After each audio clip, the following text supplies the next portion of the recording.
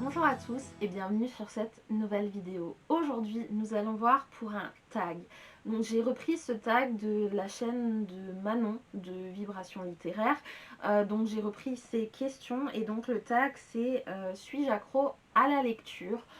Comme ça on va faire un petit point ensemble. Donc j'ai les questions juste en dessous si jamais vous me voyez regarder en dessous.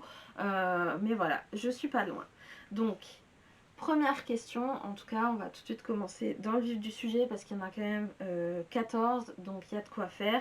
Donc, quelle est la durée maximum que tu peux passer sans lire? Alors,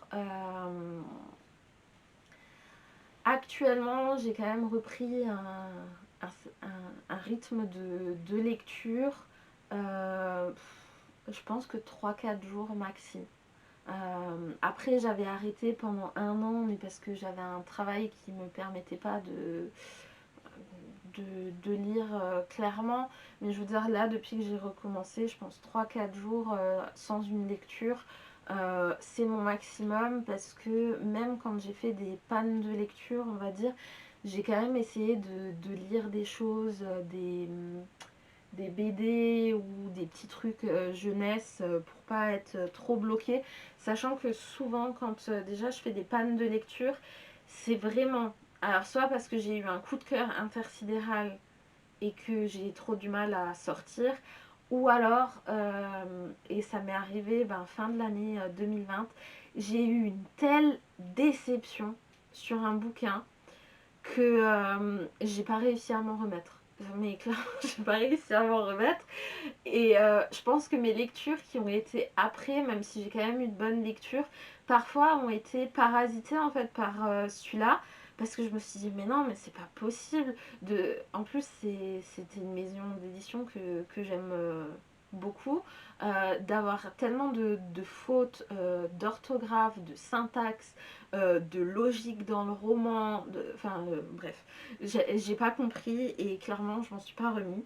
Donc voilà, de base c'est quelques jours. Je pense que si vraiment je dois m'arrêter pour quelque chose, c'est une semaine.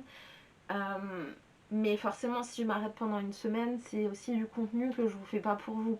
Donc il y a une certaine pression. Après, pour le mois de février, c'est vrai que j'ai pas toujours chroniqué. Parce qu'en fait, je me suis lancée dans plusieurs lectures communes.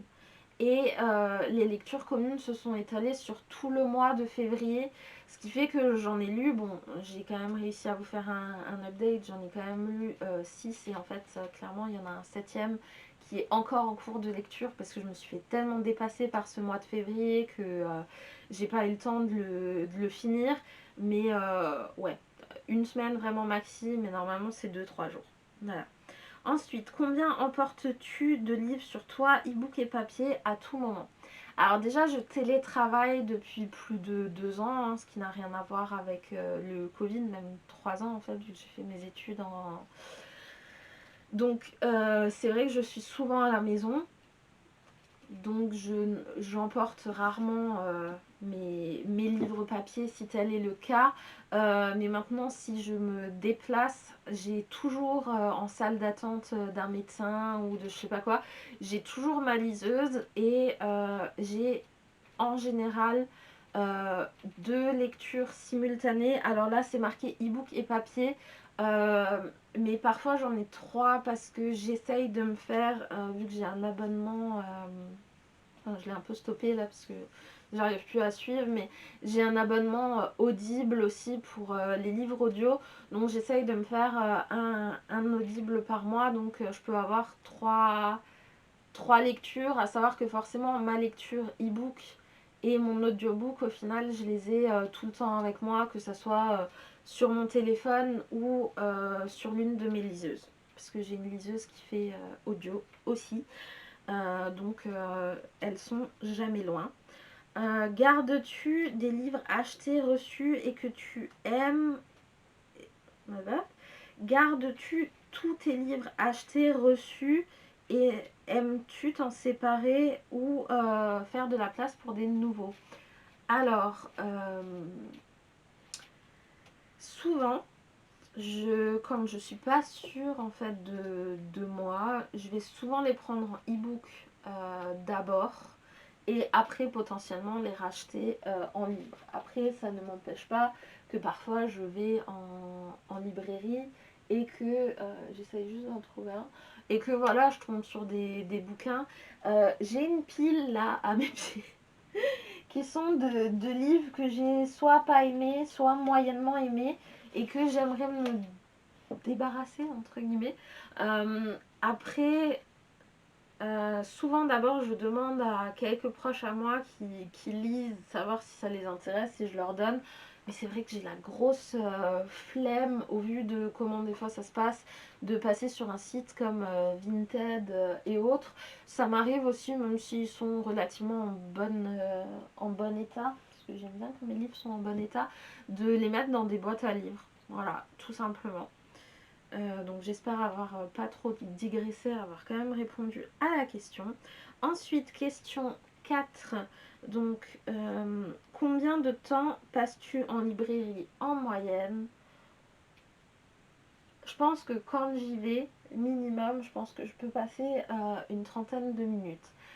Sachant que moi, ma librairie principale, en fait, c'est un camion librairie qui vient donc dans une ville, oui, dans une ville à côté. Euh, Souvent, j'ai tendance à commander les bouquins que je veux.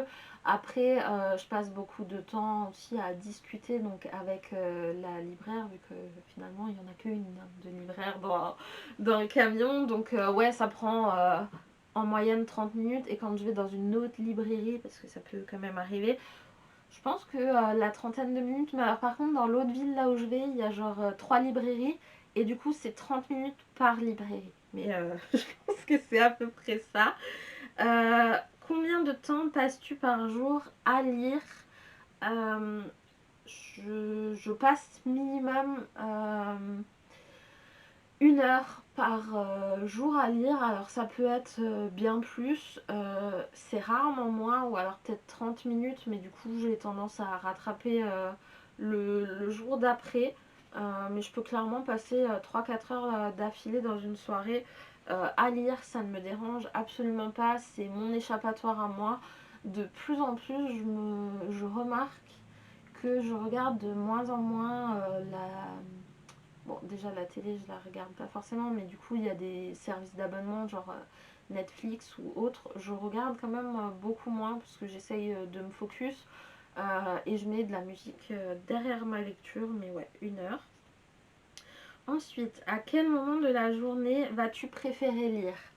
Euh, Bah, essentiellement le soir en fait, après le travail, puisque le matin, je me lève. Je me prépare et je travaille et du coup ça va être souvent le soir. Soit si je finis vraiment un peu plus tôt, enfin ouais, si je finis plus tôt, je vais le faire entre la fin du boulot et le repas du soir. Mais souvent ça sera quand même après le repas du soir, après la douche, tranquille posée dans mon coin. Ensuite, combien de livres possèdes-tu en tout, e-book compris? Euh, Je pense que e-book tout compris. Déjà, j'ai une pile à lire de 240, sachant que j'en ai 400 et des brouettes qui sont déjà lues et répertoriées.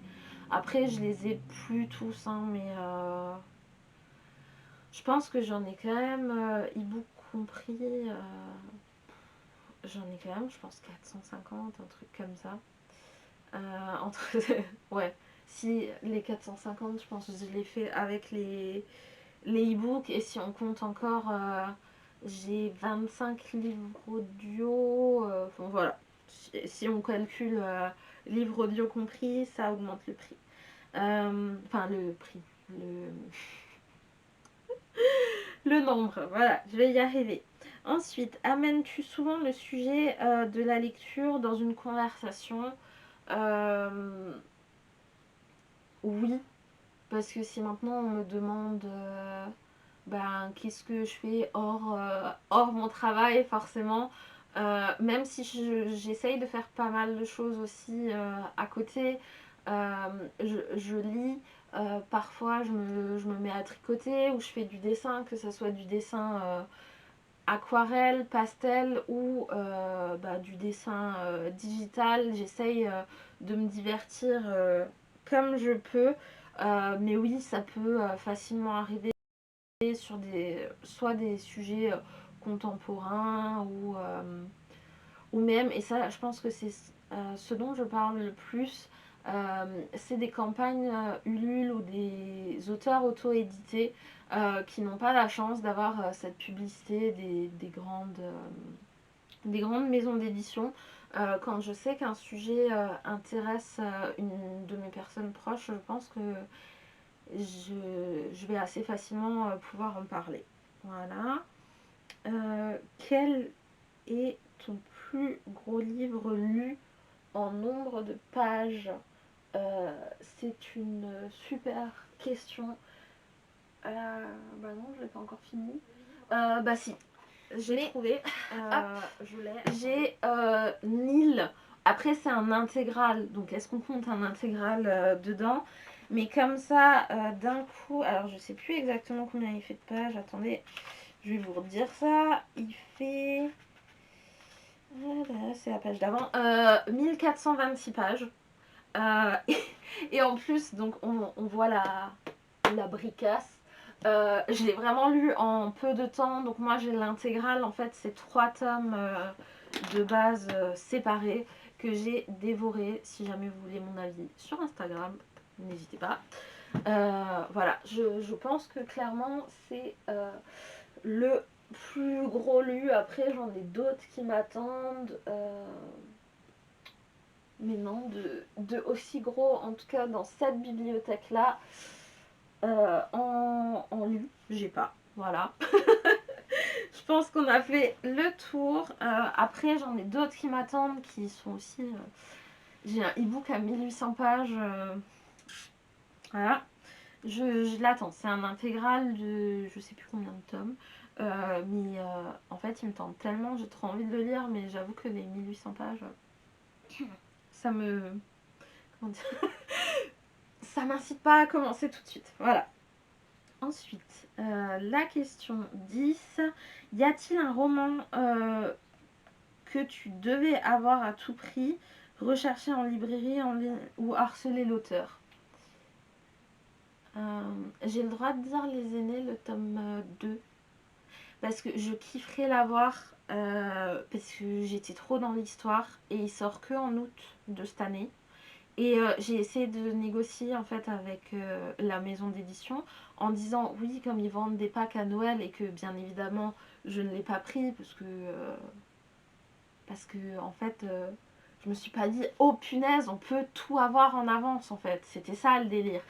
Euh, et alors j'ai demandé à l'autrice, j'ai demandé à la maison d'édition, mais il y en a aucun qui ont voulu être sympa avec moi, donc ben, c'est la vie, j'attendrai août. Ou alors, mais bon ça à mon avis j'y arriverai pas, c'est le tome 2 de Que la mort soit douce de Laetitia Danaé, que j'avoue que j'aimerais aussi. Et alors il y en a encore un autre, parce que en choisir que un, c'est le tome 2 du coup, je sais plus comment il s'appelle, mais de Ophélie Duchemin, donc le tome 1 était Rose éternelle, je vous l'ai présenté, enfin je sais pas comment je vais publier mes vidéos, mais je l'ai lu en janvier, donc dans mon update de janvier, je vous ai parlé du tome 1, je sais qu'il y a le tome 2 qui sort et qui va sortir normalement en 2022, et là par contre je vous promets, le pack plume blanche de Noël, je l'ai déjà dit je crois dans une autre vidéo, le pack plume blanche de Noël, quoi qu'il arrive, je le veux. Quitte à être la première à le commander, je m'en fous, je le veux. Voilà, non négociable. Donc en plus, il y aurait les deux, il y aurait Que la mort soit douce et bah, le tome 2 de Ophélie Duchemin. Voilà. Voilà, ça se négocie pas. Et peut-être, je crois, il y aurait le tome 3 des Aînés. Donc déjà, je dois attendre Les Aînés, le tome 2, jusqu'en août. Croyez-moi que si le tome 3 il sort en 2022, je les veux tous les trois. Alors, oui, Je parle souvent de la Maison Plume Blanche. Vous avez remarqué que j'en aime pas mal de cette maison d'édition. Ensuite, quels sont tes 3 plus importants objectifs littéraires en 2021? Alors, donc le premier objectif, ça serait de finir plus de sagas, de séries de sagas. Parce que y en a certaines là où clairement j'ai pas d'excuses pour la finir. Je prends par exemple La Faucheuse de Neil Shusterman. J'ai adoré le tome 1. Le tome 2 et le tome 3 sont sortis. Pourquoi je ne le finis pas? J'ai Le Secret de Lomé de Alexiane Delis. Il me reste juste le tome 3 à lire qui est sorti. Zéro excuse. Après j'ai... et d'ailleurs je l'ai pris en... J'ai le tome 2 de Magic Charlie à lire comme il est sorti. Mais du coup, je vais absolument relire le 1 et je vais vraiment me reposer pour le lire. Donc pour l'instant, je ne l'ai pas lu. Donc, premier objectif, finir mes sagas en cours qui peuvent être finis ou avancés. En tout cas, avancer un maximum et abandonner les sagas qui voilà, ne me mènent à rien ou ne m'apportent pas plus que ça. Donc ça serait mon premier objectif. Ensuite, mon deuxième objectif, mais qui part déjà mal parce qu'on est en février et que je n'en ai toujours pas lu, j'avais réussi à quand même avancer l'année dernière, c'est de lire plus de VO. J'aimerais notamment continuer Throne of Glace, là où j'avais lu le tome 1. Bon, les Heartstoppers, je suis à jour, mais j'aimerais... d'ailleurs, j'ai This Winter de Alice Oseman qui m'attend, qui est pas long, hein, mais non. Et j'aimerais lire d'ailleurs d'autres livres que je n'ai pas encore lus de Alice Oseman, parce que j'avais lu pas mal de Alice Oseman déjà l'année dernière, mais je les ai pas tous lus, donc j'aimerais continuer. Donc ça serait mon objectif numéro 2. Et mon objectif numéro 3, mais alors celui-là, ça serait, je pense, le pire, euh, c'est de descendre un pile à lire et arrêter d'acheter sur des coups de tête. Puisque là, bon, je crois que je suis à plus de 240 livres dans ma pile à lire. Alors, j'ai rien contre, hein, ça me stresse pas plus que ça. Mais voilà, si je pouvais la descendre, ça serait pas mal. Parce qu'au final, souvent, j'achète plus de livres dans le mois que j'en lis réellement. Ou alors, je suis juste... j'en achète 6, j'en lis 6. Donc, ça m'apporte rien dans ma pile à lire. Donc, ça serait ça, je pense. As-tu déjà converti quelqu'un à la lecture? Alors, oui, j'ai une connaissance, on va dire, avec qui je jouais à un jeu sur mobile. On s'était fait un groupe. Et du coup, je l'ai converti à la lecture, carrément même à la liseuse. Donc voilà, et du coup, elle continue toujours à lire. Souvent, je convertis pas mal à la liseuse, hein. Des fois, c'est des personnes qui peuvent lire, mais qui lisent après beaucoup plus parce que y a les liseuses, et c'est vrai qu'aujourd'hui, avec les abonnements parfois que vous pouvez avoir, ou certaines villes qui mettent aussi à disposition des ouvrages en e-book. Clairement, ça va vite et je pense que j'en parle, mais j'ai toujours pas fait la vidéo. Le service Boobox aussi qui aide beaucoup. Promis, faut que je me motive, mais il faut que je vous la fasse cette vidéo.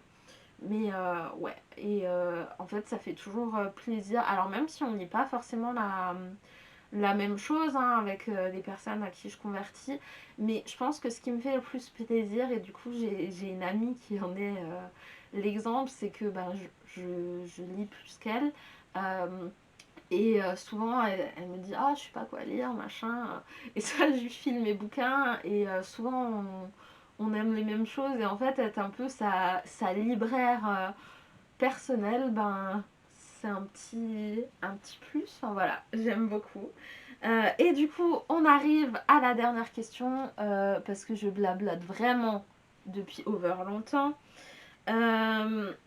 Donc c'est décrit ce que les livres représentent pour toi en 5 mots. Donc évasion, évasion, imaginaire parce que bah, je lis, enfin j'aime beaucoup lire bah, des mondes euh,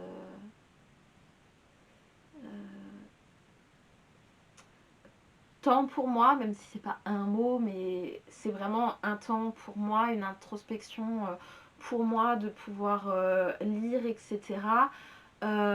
Découverte, donc j'en suis à 4 parce que bah voilà, de découvrir des nouveaux auteurs, des nouveaux univers et le cinquième, bah, je sais pas comment dire en un mot, mais je vais peut-être dire communauté parce que du coup, bah voilà, je suis là actuellement sur YouTube, peut-être que je le mettrai aussi en IGTV, mais ce que j'aime beaucoup maintenant que je partage en fait mes lectures, c'est de pouvoir les partager avec plus de monde, avec vous qui êtes en train de regarder, de même, et ça c'est hyper top.